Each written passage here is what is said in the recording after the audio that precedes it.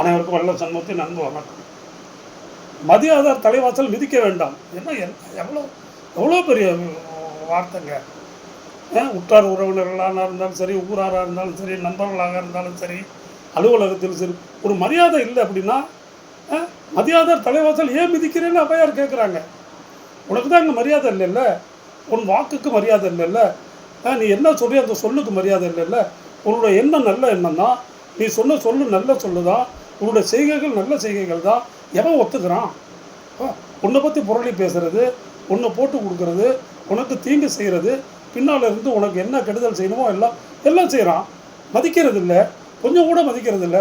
அது அண்ணன் தம்பியாக இருந்தாலும் சரி, மாமன் மச்சானாக இருந்தாலும் சரி, யாராக இருக்கட்டுங்க, உறவினர்களே யாராக இருக்கட்டும்.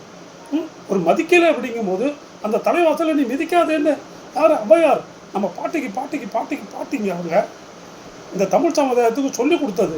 மதிக்கலைன்னா போகாத, மதிக்கலைன்னா அங்கே போய் ஏன் நீ கால் வைக்கிற, அவங்களோட நீ சம்பந்தம் வச்சுக்கிட்டு இருக்க, அவங்களோட பேச்சை ஏன் கேட்குற, அவங்க ஒன்று செய்யணுன்னு ஏன் எதிர்பார்க்குற, அவங்கள்ட்ட ஏன் உதவியை எதிர்பார்க்குற?